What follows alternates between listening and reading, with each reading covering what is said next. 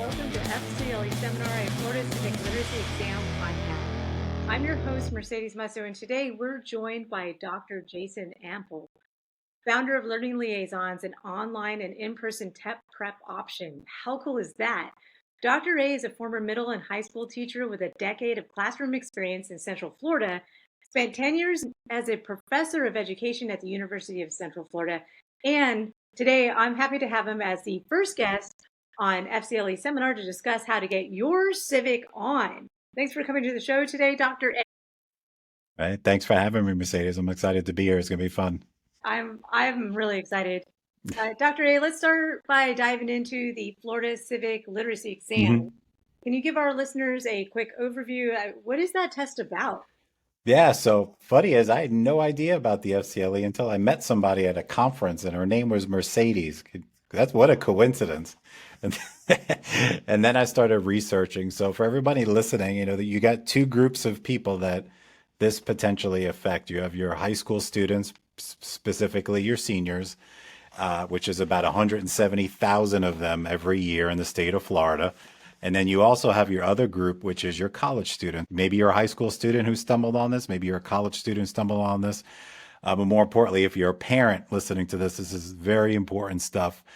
So you have your high school seniors as your bigger demographic, and then you have your college students. So basically, in 2021, the governor passed a law where it's Florida Civic Literacy Exam. So if you're a high school senior and you want to go to any college, university in the state of Florida, you should pass this exam in high school. I use the word should because it's not required to graduate high school. However, if your plan is to go to a college anywhere in the state of Florida, if you do not pass it in high school, or if you're in an AP course and some other ways around it, getting certain scores on your exams, it's going to be on your college audit when you go to any university, and you have to not only pass it, but some institutions require you to take an entry level civics course. So, what does that mean? That means extra time and extra money out of your or your family's pocket, depending on who's paying for your education. And plus, it's going to compound that pressure.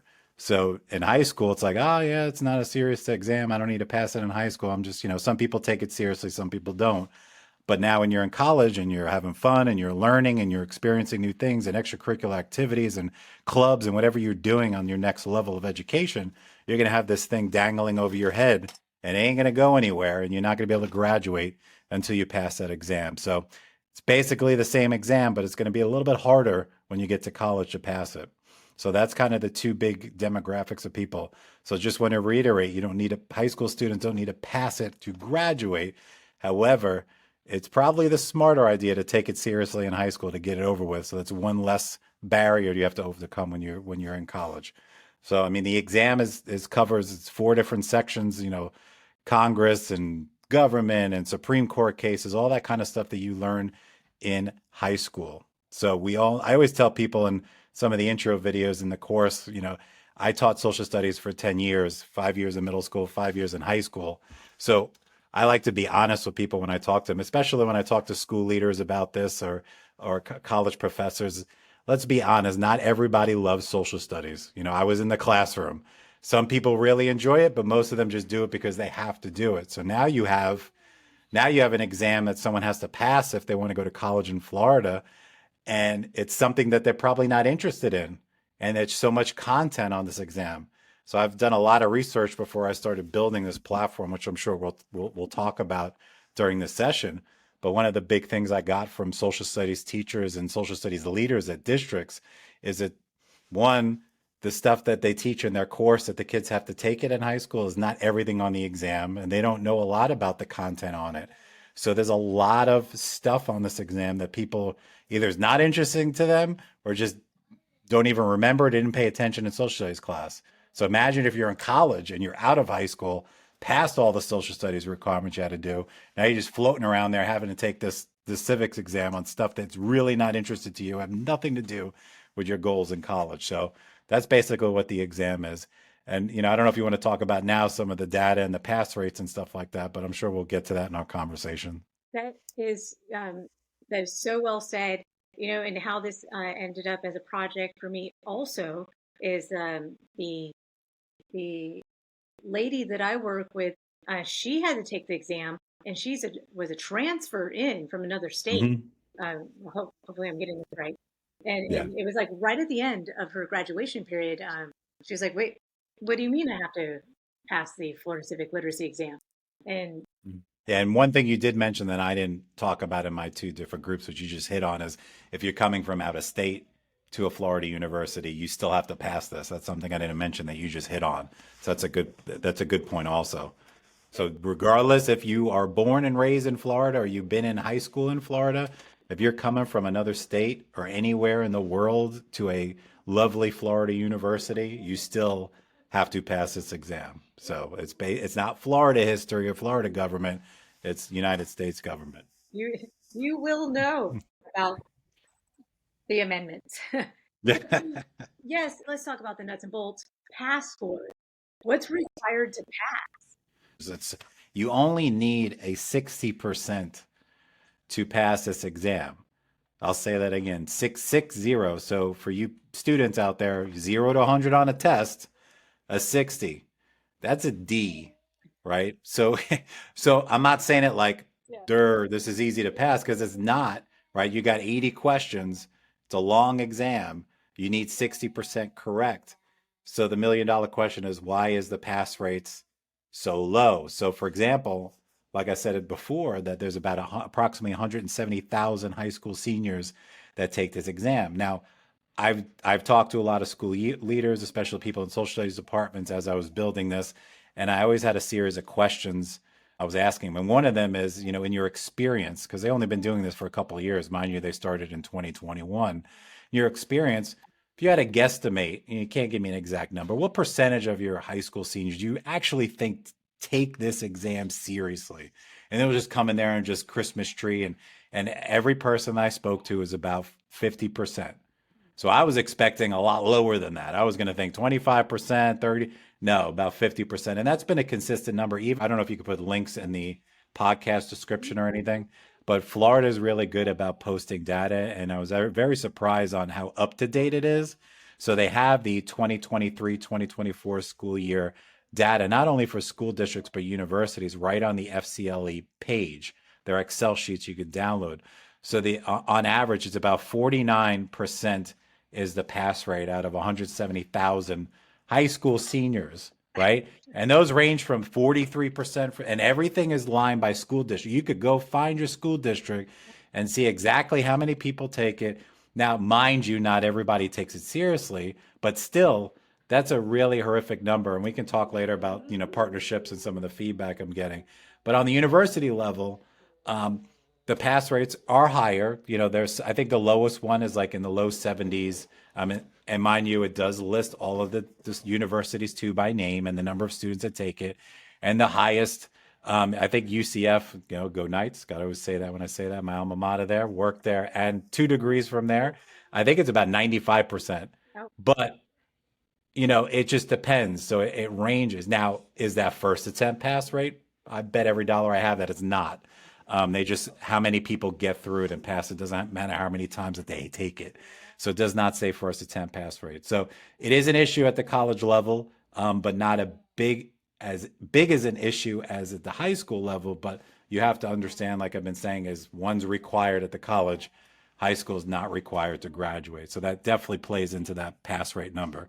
But, one of the things I talk about with the school districts when we do meetings is we use the term college ready. Are your high school students college ready? Well, what do you mean? It's a civics exam. Well, meaning you got to be ready to go to college, because if you don't pass this exam, it's on your audit. So being ready to walk in that door with the barriers already knocked down that you need to before you start your coursework is very important. And some of the feedback I'm getting from the school districts, we actually have a charter school that's piloting it also in Brevard County. And they said that they pitched to their parents and their school that they are getting kids ready for college. So that's what drew their attention to that, to pilot it, because that's the push.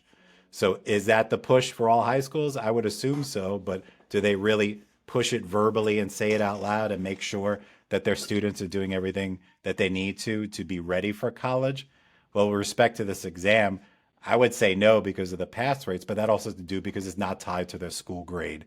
I mean, in every conversation so far with school districts, we have our set of questions that we ask and talk about, not just for that school district specifically, but just in general. And that's obviously one of the top things they say is they want people to do better, but it's not one of those have to pass to graduate exams. But I'm hearing from some of these leaders that down the road, sometime soon, there's going to be a little more weight on these civic exams. That's so interesting to me because the college readiness angle makes sense because it's one more thing you could do in high school that that for maybe your for students who are looking at that path Hmm. that readies them for going to college in Florida, and takes care of that criteria. You really nailed it. And since we're discussing curriculum, you've set up a curriculum to help students like tackle this test. Can you walk us through what that looks like and why has it been so successful? So, so I've learned over the years through my first test prep platform, the Learning Liaisons, that it's not about memorizing content. One of the reasons why I started the Learning Liaisons is when I was teaching at UCF. I taught all kinds of classes, undergrad, graduate, doctoral classes, and I always remember in my undergrad classes, and this was before the Learning Liaisons, is I'd walk in and you'd be a group of students every week in the back of the room before class started, and they had their black and yellow, those Cliff Notes books. Remember those Cliff Notes books? And they had their stack of index cards, and they're all yelling and getting angry, and they're quizzing each other. And I'm like, "What are you guys doing?" "Oh, we're trying to memorize. We keep failing the Florida. It was the general knowledge test is what they were studying for, and this is so stupid. I can't do this. Blah blah blah." And I'm thinking to myself, I'm like, I was a horrible test taker growing up, right? That's one of the reasons why I pushed myself into grad school and doc program and taught myself and uh, learned learn how to do things the right way. So that's one of the reasons why I started the Learning Liaisons is seeing those students struggling at UCF on the Florida exams. But I learned real quick is that, it's I always tell people it's not the memorization of information, right? It's the application of knowledge, right? So if you're going out there and the same rules apply for any exam, but we're talking about high stakes exams here, like a civic exam or a teacher certification exam. Once you go down the road of trying to make a bunch of flashcards and memorize terms and this and that, you're not going to do well on these exams. This is not like studying for your social studies exam from your teacher in high school or studying for math exam where they give you practice questions and you play a review game and everything you do in class and everything they give you, guess what? It's on the test, right? On one way or another, and you do really good if you study and put in the time, right?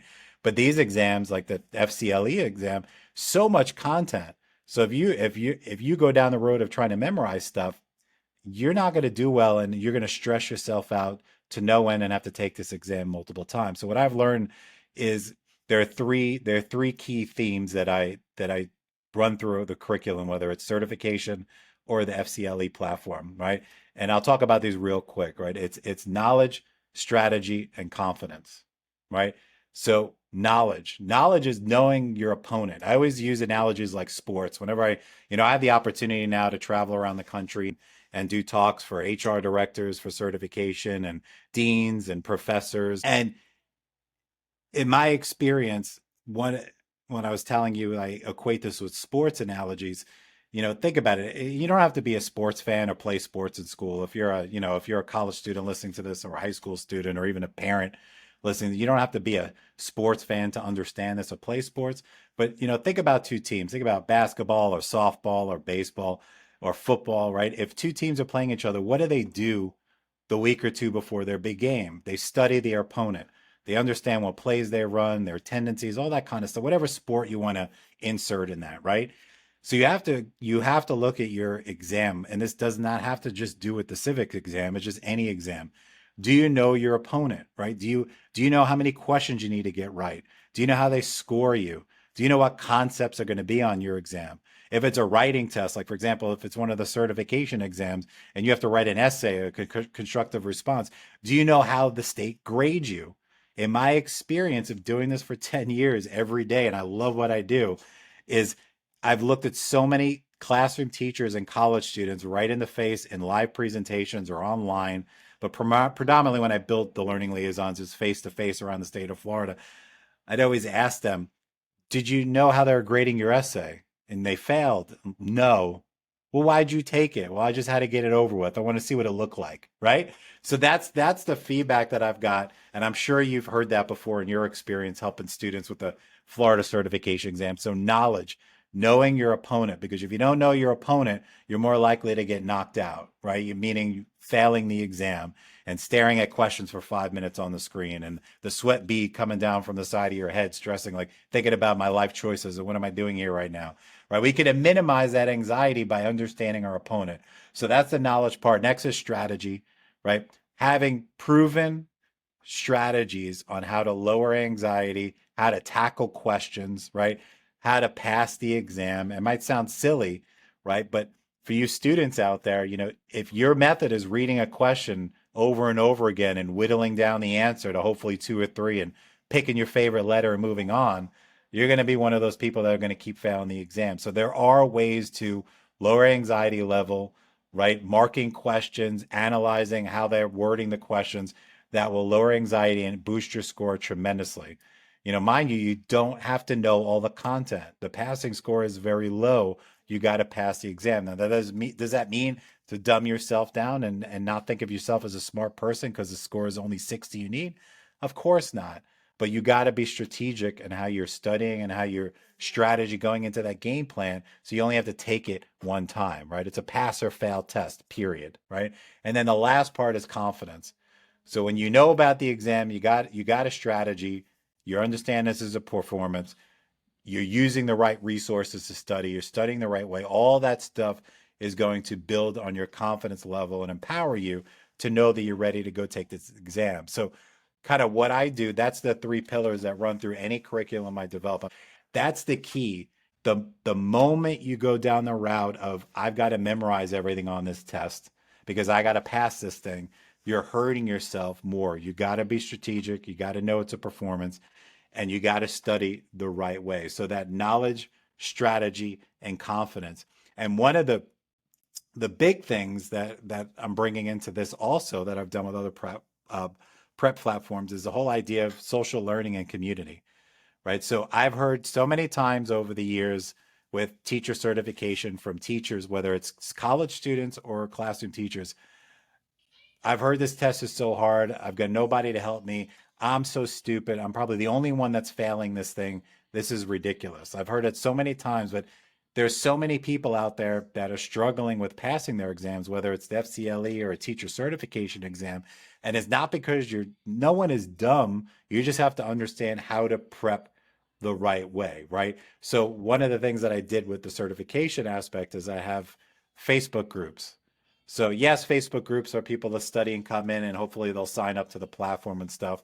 But they're also people just sharing information, giving each other support. So whether you're paying or coming in from one of the partnerships, you're in a private, safe zone group where all the instructors are at. So whether it's me or my math instructor, social studies, SPED, anybody, all the people that are featured in the certification courses are on that in that group so you can ask them questions if you don't understand something.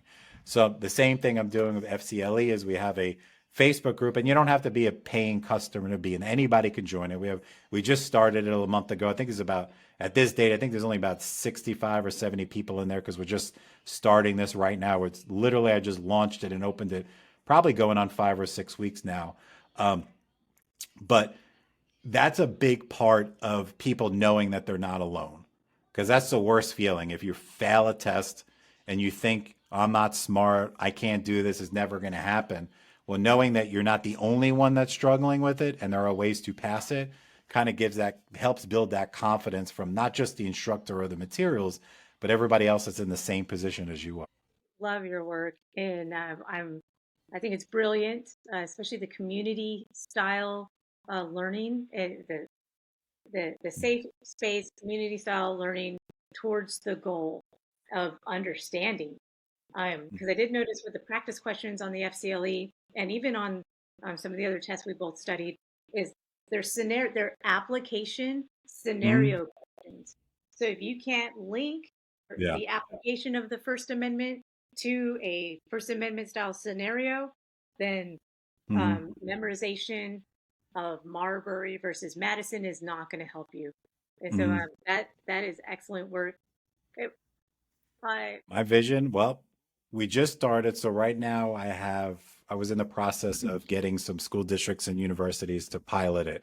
So when I say pilot, like for free, so I'm giving up to 100 free access points for their school districts, and I give them a landing page and share it with the easy directions and stuff. So I've got Martin County Public Schools is currently piloting it. We have Florida State College at Jacksonville, St. Petersburg College, Green Apple Schools, which is a charter school. I learned about that. Didn't even know about that. That's in Brevard County.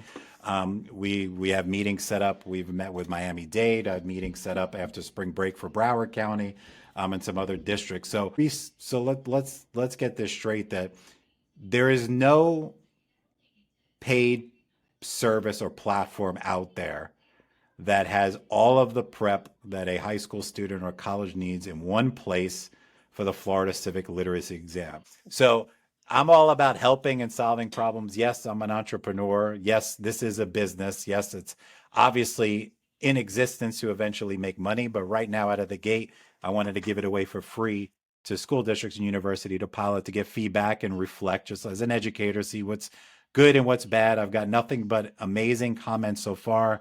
I even gotten people that took the test and then learned about this, and I put them in the program and literally writing me, "Oh my God, this is just like the test. I wish I knew about this," right? I took it 3 times.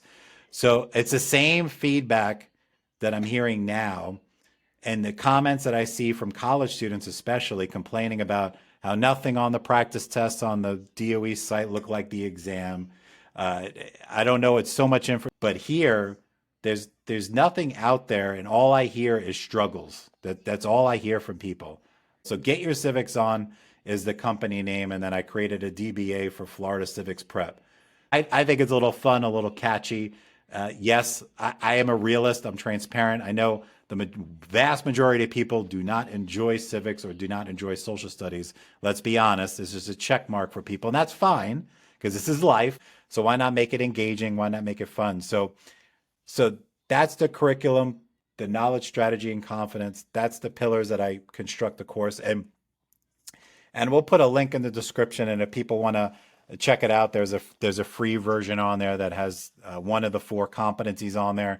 There's also a free practice test on the website that you can sign up for to check your civics knowledge. And I know we have more questions to go through, but the one thing I want to stress about this is that, and this is not necessarily a good thing, but we can change it, is that parents don't know about this test. If you're listening and I've heard this from school leaders that I met with so far, district leaders, assistant superintendents, assessment leaders, social studies coordinators for the district. They know it's important. The pass rates are embarrassing. However, they also know, like I said at the beginning, it's not tied to the school grade, right? But one of the big things that they express is that the parents, and because that's not such a high priority, right? The parents don't know about it. So I spoke to, before I start, and I know this is not a big sample size, but before I started building this, I spoke to 3 parents that have kids in college because I posted online. Well, this is like a long time ago. If anyone has any high school kids in high school or college, blah, blah, blah, just wanted to, didn't even say what it was. And then I messaged them. 3 of them said, "Oh my God, that's why my daughter has to take it in college right now because they didn't pass it and they didn't even know that their kid was taking it." So I'm assuming, and I know we're not supposed to assume, right? It's not really advertised to parents because of that fact. But if I was a high school parent and my kid's goal was to go to college in Florida, and my kid was given this exam and no one told me, and I can't say that they don't 100%. Don't think when you're hearing this that I'm telling you they don't, because I don't know. I'm assuming based on my conversation so far is there's not real a lot of advertisement from the teachers or the school district that their kid is taking this exam. Maybe it's a letter that goes home. Maybe they don't read it, whatever. But if I was a parent and my kid was in high school and they had to pass this to go to college and I knew it would cost me more money because I had to take an extra civics class in college or have to go through that stress so they could just take care of it with a little studying in high school, I would be mad. The curriculum, I know it's successful if people do it. That's the key. You got to put in the work. So our FCLE platform is not just a bunch of practice tests, because there are a lot of test prep companies out there, especially in my current space for teacher certification, where we have a lot of institutions and school districts that are now coming to buy our prep because a lot of our competitors, all they are basically are practice tests. And when you do a bunch of diagnostic practice tests and exams, you're never going to see the same questions on the real test. It gives you a false sense of reality, because I can't tell you many times, oh, I took a practice test, I got a 90 on it, I'm ready to take the exam, but they go take it and they get upset when they fail. Like, nothing that was on my practice test looked anything like the exam. Nothing I studied was on there. It's on there. It's just portrayed in different ways that's not going to be replicated. You're not going to see the same exact questions in a study guide or an online program. You got to have strategy, and you got to understand your opponent and know those major concepts. So when I designed the FCLE platform with Andy Wade, my social studies teacher, we took all 4 competencies from the Board of Governors and the Department of Education page for Florida, and went line by line in each of those competencies and created, I think we got about 1,300 or so practice questions in a bank that encompass all 4 competencies. But when we design this, it's like high school students, predominantly it's going to be high school students, but college students also. Our video lessons are like 5 to 7 minutes long. They're broken down into little chunks, but we align everything with the Florida Department of Education. So for example, competency 1, the FCLE, we got about 6 or 7 little, mini lesson videos with Andy Wade on camera, walking through the content, discussing things, and people can read it on the screen and download all the slides and work together and take notes with Andy as he's teaching the content. But how I structure these courses is, I'll give you a quick rundown. Obviously we've got the first section, we have the instructions and stuff, but we invite them to our private FCLE group where they can ask myself and Andy questions. But in the first part, I created a study plan for students. So if you're a person that's unorganized like myself and all over their studying, I created a 4-week study plan PDF that aligns with this exam, how to do, when to do it. Yeah, you could stretch it out or make it shorter if you want, but I wanted to give students, especially high school students, a tangible document they can use to keep themselves organized, and I walk them through it on video. But then when we go through the course is segmented the exactly same way. We go through comps 1, 2, 3, 4, and then we have a couple of practice tests at the end. But in each of the competencies, what we do is at the beginning, so competency 1 is an example. At the beginning, I give them a pre-quiz. This is not a diagnostic test. It's just a pre-quiz on competency 1 content. It's a timed 30-minute quiz, about 25 questions, and they go through it. After that quiz, it obviously auto grades it for them. After the quiz, Andy comes in and he does the little mini lessons on all the different concepts in competency 1. After those mini lessons, about 5 to 7 minutes each, or maybe like 5 to 7 of those videos, then we come back and Andy goes through on video the pre-quiz, and he works through every question, showing them not only what the right answer is, but how you get to it and why the other ones are incorrect, right? Then after that, I personally designed some interactive flashcards that are embedded in the course, all the concepts for Comp 1, just to hit those again with little pictures on it, everything on there you can use right in the course. And then after those flashcards, we have a couple little bonus quizzes, which pull from the bank of questions just to kind of that post-test. So we got the pre-test and the post-test, and that's all Comp 1. And we repeat that process for all 4 competencies, and then we have a couple of practice tests. So in its entirety, this might sound like a lot when I say it, but it's really not when you work through it, because this is an engaging video course with actually real people that can support you in this private group. The total runtime is about 19 hours. That includes the practice test. The actual exam is questions. So your quizzes and your flashcards and your videos. So 19 hours.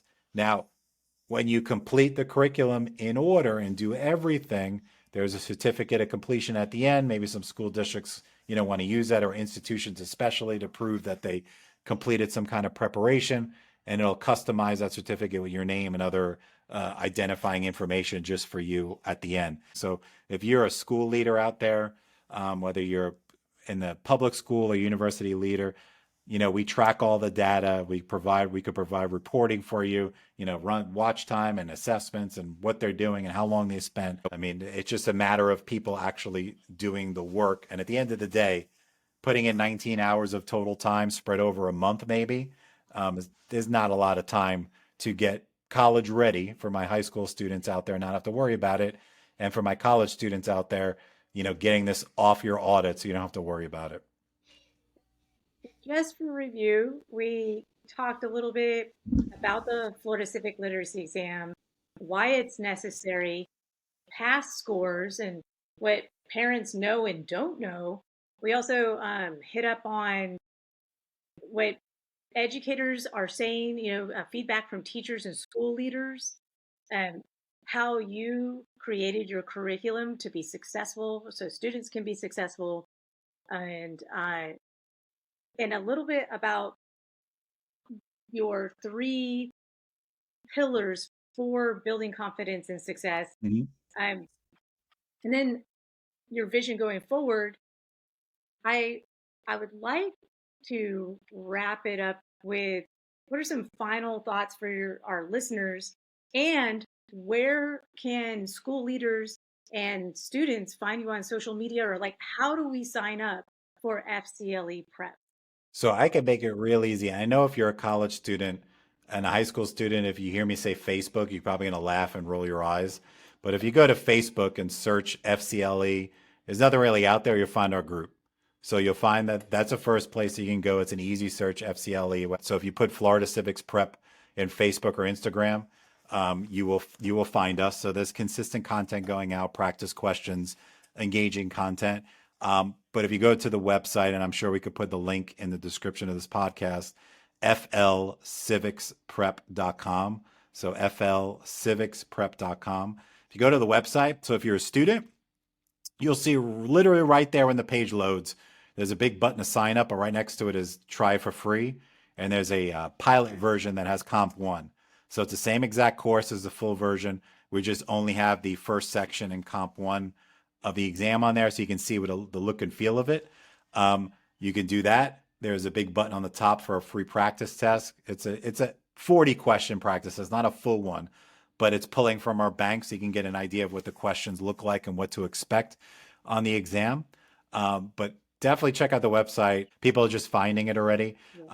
If you're a student listening to this and you want it for free, it's very easy. Go to the website, flcivics.com.